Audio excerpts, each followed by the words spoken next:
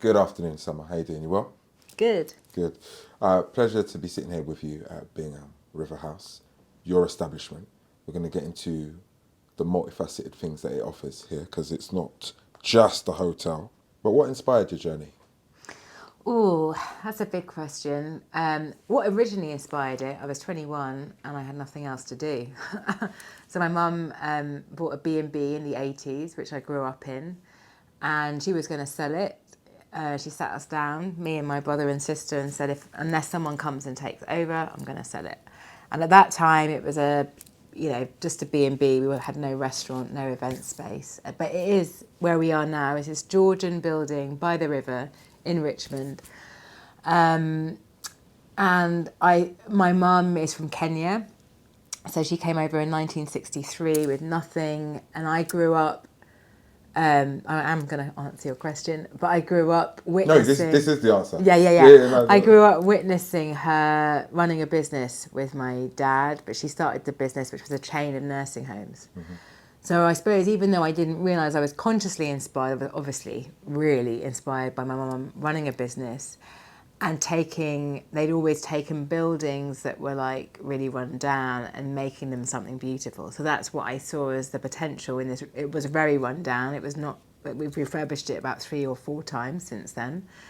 So it was like, but I could see, because I'd grown up quite lucky to go to hotels and restaurants when I was a kid, I could see the potential. So the first thing was to stop my mum from selling it. And it was originally to make it a boutique hotel, because that was it was a new thing. In 2002, this was when we decided boutique hotel. I went into a bookshop, Waterstones, and the first copy of Mr. and Mrs. Smith was there, which was like this boutique hotel guidebook. Before that, luxury hotels were all about big, 5-star central London or big country house. There wasn't this like niche market for little quirky townhouses. And late 90s, early 2000s, that came up as a thing, boutique hotels. And so I picked up this book, Mr. and Mrs. Smith, and thought, that's what it can be, because we're Georgian, built in 1740 by the river. So I was young. I was like, this happened between 22, 25. And that's where the inspiration came from. Just talk about, how your mother's legacy then has influenced your leadership style and vision for Bingham. So my mother would be up every morning at 5 o'clock. So she had at one stage 4 or 5 nursing homes. So she would, and when I say nursing homes, these were they were like hotels for elderly people. So they had lords and ladies were patients. And considering she was, she must have probably been the only black woman running a chain of nursing homes at that time to this level. So I witnessed a lot of hard work and attention to detail. So she would, meet the chef, check the menu, ensure initially, and then she'd have managers that would do that. But in the holidays, in my school holidays, we'd go and choose plates or see how, they'd go and look at other places to get inspiration for the interiors and so on. So so the attention to detail, the hard work, and that it could be done. I know that sounds silly, but it's only recently I've realised that we are the only black female-owned hotel in the UK, and that there are very few women in leadership roles as in hospitality. So, but I witnessed my mum just managing in her way, her style, which is caring, but also very strong and firm. That's one thing that I probably haven't quite taken from my mum. She's very clear on what she wanted for the business, and it's my way or the highway with my mum, which is a really useful quality to have. I've been a little bit more softer approach, gentle, which means maybe we haven't grown as quickly because we nurture people and people stay with us for a long time, but sometimes might not you say be you the haven't best of the grown. business. We're gonna get into how well you've done financially at the end of this interview, because I've seen some of those figures. But in terms of your mother's own legacy and continuing on from there, you mentioned it. You're the only black woman in this space, right? And if there's anybody watching, listening that could maybe provide some information or insight into that not being the case, please do. But what challenges do you face as a black female entrepreneur in this space, and how have you overcome some of those along the way? I think running your own business means generally you're not subject to a lot of like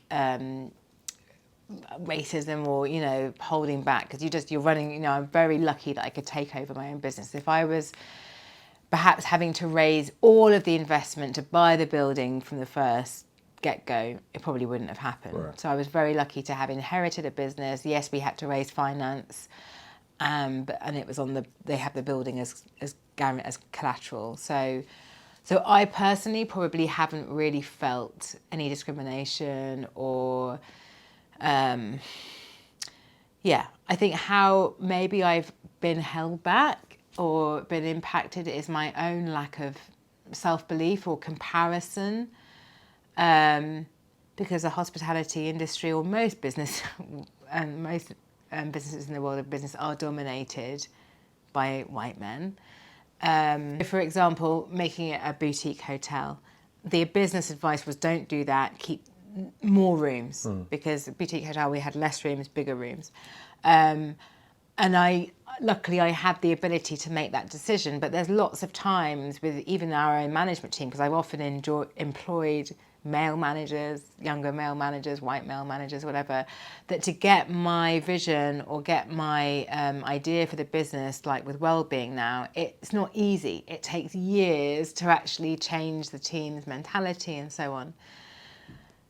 Is it because of lack of faith or trust in me because of who I am, or is it my own lack of faith and self-belief? I don't know. So it's an unknown. The things that I want to do often aren't the most profitable. So, you know, bedroom sales makes more money, weddings makes more money. Oh, I want to do a members club. I want to build a community of entrepreneurs and purpose-driven people. That's not making money. But I believe it can bring more impact in the future. So because I'm saying it, I'm wondering, is it taken on board as a vision, as a plan, as a strategy, as readily as, it is, but it's slow and it's a hard push. Whereas if I was a middle-aged white man, would it be taken on board more readily? I don't know. Let's talk about ambition for a second, because Bingham Riverhouse is certified B Corp. Can you elaborate on what that is and the steps that you've taken to kind of bring that about? So again, that's another crazy idea that I wanted to do as a small business, because we started in 2021. The B Corp started in 2007. I believe we're the only independent hotel with B Corp status in the UK now. So we've got a chain called The Pig and Inhabit Hotels, which are both owned by big corporations. So it's taken us 3 years because we were knocked back a couple of times, because you have to go through rigorous checks and verification of all your systems and process with regards to purchasing, employment, HR, finance, governance, obviously like environmental emissions. So it's taken us, we had to make changes in the business, like our employee contracts. We've changed our energy provider, so we're 100% renewables now in November. A lot of our food suppliers, we changed our restaurant, so we just relaunched our restaurant to be more sustainable, more organic produce, local. But it's everything, like, you know, from the water in the bedrooms, cups, you know, our beds are handmade in Devon. Some of the stuff we were already doing for years, because we've always been environmentally focused. Since I started, we were with Green Tourism in 2008. We were with Considerate Hoteliers as well. So there are other accreditations for a sustainable or environmentally focused business. B Corp says they're a force for good, and although I've run a business all my adult life, I actually wanted to be a politician. I wanted to make a difference, and then I wanted to be a journalist. So for me, business should be a vehicle for good and for making a positive impact to people and planet. That's the number one for me. So it's like we chose B Corp because it's the widest global recognised accreditation. It's the bloody hardest, which I didn't realise, but that's a good thing, isn't it? And yeah, I'm excited that we can be like a beacon for other hospitality businesses. Hospitality is like, I think it makes up 9% of GDP in the UK, but we're responsible for 15+% of the emissions. If we look at most of our high streets now, they're dominated by hospitality businesses, cafes, bars, and whatever. So we're a really big industry, notoriously with the lowest pay, the lowest, the biggest output in energy, use of resources. So I think it's really important that we make a difference in how we operate. How do you balance the elements of luxury, wellness, and sustainability to create like that unique experience here? I can see it's a challenge. I can see. Breathing deeply. And whilst, keeping the bank happy and being able to pay the mortgage at the end of the month. Yeah, it is a challenge. I mean, luckily and maybe not luckily, sustainability often is more expensive now, we know. Like, it's actually often the people who have more money that can afford better quality food and so on. So in some ways, the sustainability and the luxury is sort of potentially going hand in hand. Right. And a bit the well-being as well. I didn't do it for that commercial point of view, but I think you can. I think luxury has become synonymous with sustainability in a way. I mean, that's a really weird thing to say. But I think you might want to expand on it for those who Yeah. might see where you're coming from, because there is that whole decadence and ostentatious nature associated with luxury that seemingly quite throwaway, and nobody's going to really complain because they can all pick up the bill if anybody asks. Yeah. But I guess how you're trying to juxtapose the three, wellness, luxury, sustainability, is slightly different. I think it's maybe you can see it more in the fashion industry. Right. So I suppose luxury fashion is slow fashion, is I'm going to keep this jumper for 50 years. It's vintage, right? Vintage, as opposed to like disposable Primark or, are we allowed to say brands or whatever, but disposable fashion. So I suppose it's the same thing. Like, for example, our restaurant, we're serving organic meat from a farm in Devon that costs us probably 5 times other meat from that we could get, and we can charge for that, and there is a consumer that would pay for that, and they're happy to pay for that because they know it's good quality. So I suppose luxury in the sense of quality, It's almost like with awareness, right? Yeah. I think if people are aware that the reason they're paying a premium is because it contributes to this notion of sustainability and regeneration, then they're happy to do it. That's them doing good. So it speaks to the market, I guess, that you're... And we're not for everyone. So I suppose we are like a niche market. There are some people that want to spend thousands of pounds on a bedroom on champagne, and they don't care how the cleaner has been treated and paid or not. Well, they would be paid, but you know what I mean. Not a Bingham, surely. But you know what I mean, they don't, or they come in their private jet or whatever. So I suppose there's a different, we're a sort of like lower end, we're affordable luxury, I would say, but quality, but with for the conscious consumer that wants to know their money is being used fairly and wisely. I'm not sitting on a super yacht. We are paying everyone fairly, and looking to invest in our business to expand, to do, good. Talk about the room we're in. So this is called Sappho. It's a bedroom. So I was we were talking about this. I love English. I was an English student. This building was inhabited by a lesbian couple who were poets in the 1900s. So Sappho, all the rooms are named after their poetry. Oh, well, okay. So that's the thing another thing that inspired me about the boutique market is like having these homes or these buildings which have a story and a rich history. It really excites me.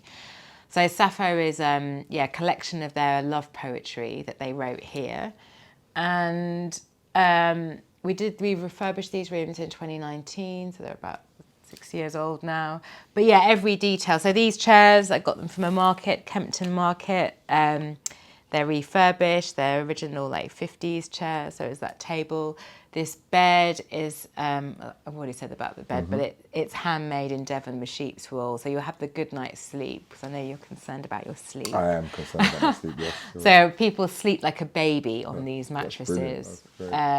What's the price point for somebody who's So this interested? goes from... I know they can go on the website. But. Yeah, I think the lowest price is around $350 per night, up to about $750, depending on the weekday, time of year. So we do have rooms from about £150 upwards, up to $750.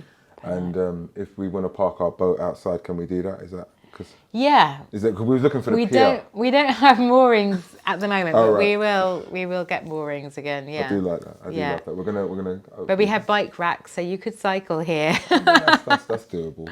I'll come in a pendulum. That's sustainable, isn't it? So we do private parties, events, and weddings. They're on our garden level.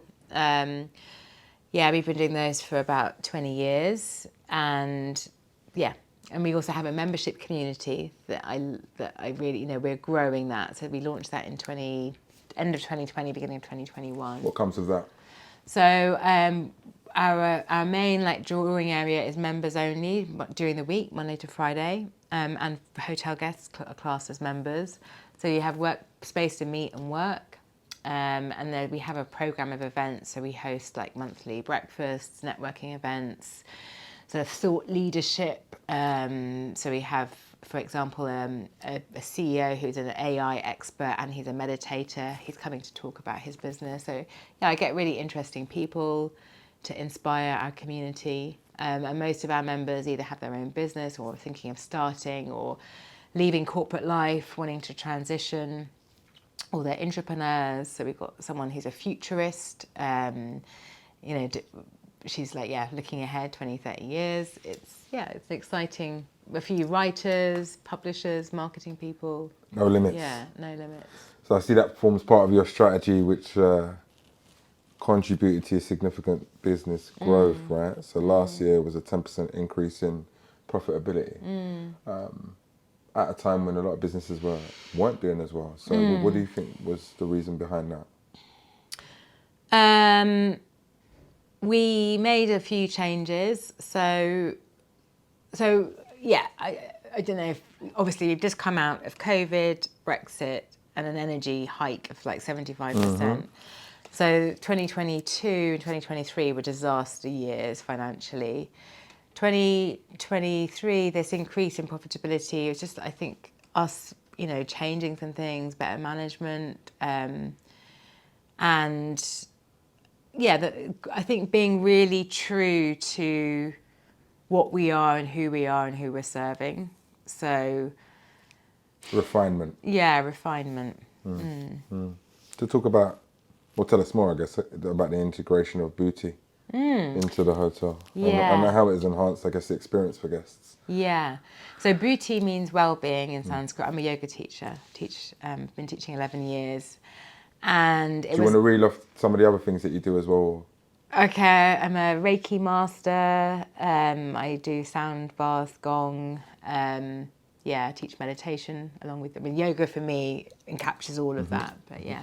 Yeah, but I view as listeners to kind of get a full perspective on because of my own running a hospitality business is not great for one's mental health. So I have my own sort of mini breakdown, and these are all the things that I used to help me, and then I just love sharing them. And they're sort of really the heart of our business as well. So the team get access to our classes. So Booty means well-being in Sanskrit. It was a separate site, and now we've incorporated that into the Bingham. So if you're staying here, you get access to classes. We do around 5 classes a day, morning and evening and lunchtime. That's yoga, meditation, sound healing, breath work, Pilates. So everything for the body, mind, heart, energy, and soul, we say. And it's, so guests have access, members use the classes, and the team as well, and locals come and just do the classes. How's that gone? How's it going down? Good, yeah. And does that kind of fill your cup?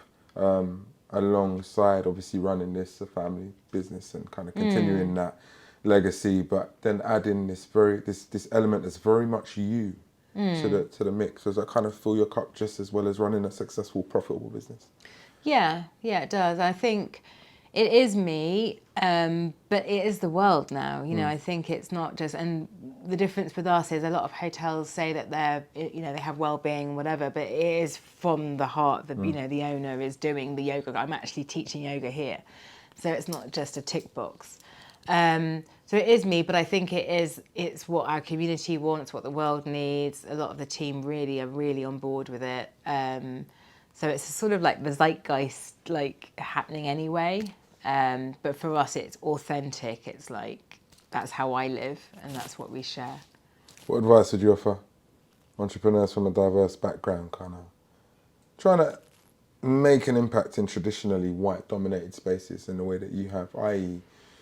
stepping into a world where you don't exist, thriving, and then adding, like I just said in the last question, that unique element of you.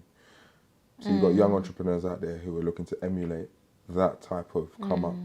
What advice would you have for them?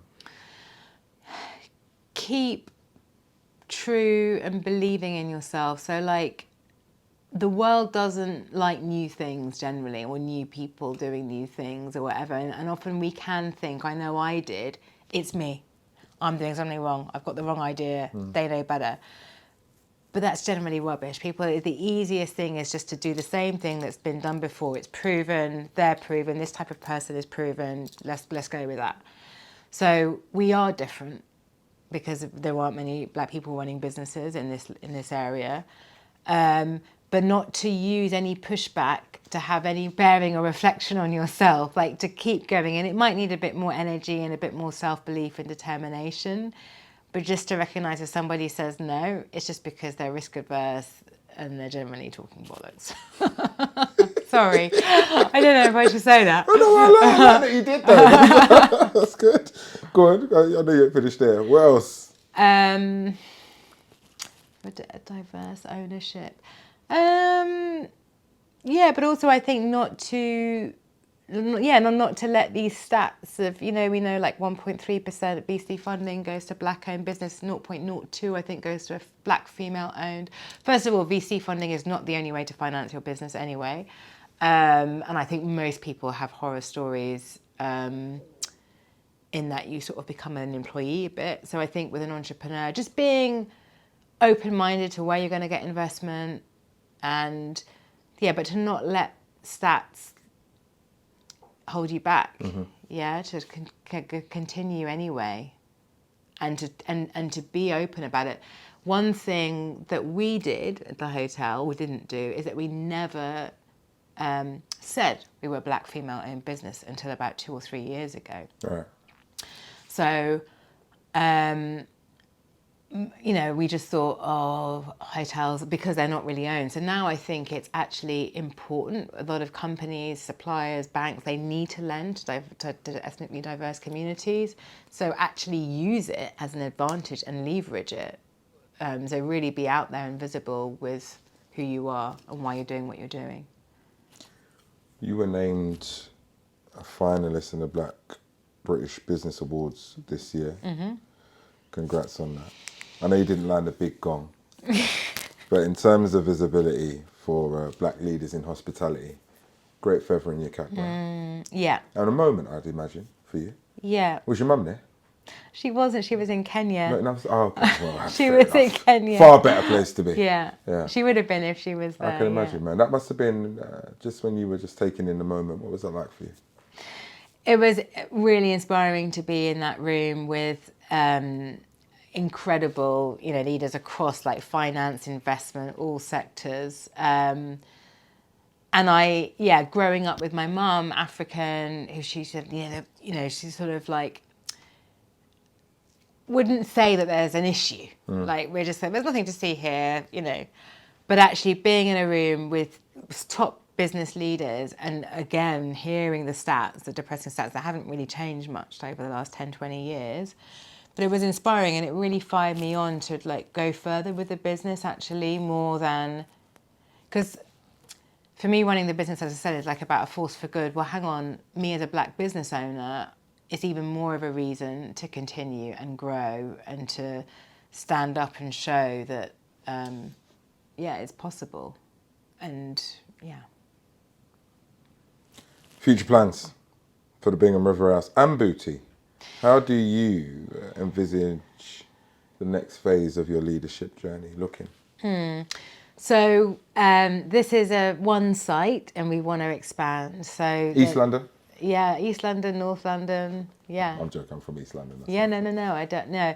So there's a couple of ways we want to do that. We have a big wedding and events business here.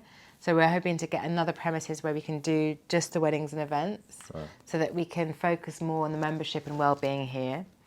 And then it's just refining the model to see which elements are going to be scalable to other sites. The membership model can be challenging to be profitable, but everyone loves to go and stay somewhere. Everyone loves to eat out. So I think it's, again, having this combination of a hospitality business with a membership community. That's what I know. I've done it before. I've done it twice now, because I did the wellness centre was a membership community as well. So yeah, that's what we're looking for. So investors out there, co-founders, come and say hello. Fair enough. Where can they find out more about yourself or the business? So I'm on samatrinder.com. Business is binghamriverhouse.com or booty.co for the wellness. Spell that for them. BHUTI, not booty, but... That's why I said to spell it for them. And Instagram, Sama Trinder, Bingham Riverhouse, and Booty London. Yeah. What's your favourite part of the hotel? I tell you, when I came here the first time, I liked walking outside. I thought it was beautiful out there. Hopefully we're going to get my cameraman to get out there if it's not raining. But Well, obviously for me now, it's our new yoga dome, right. which is in the garden, and you can see the river whilst you're doing yoga.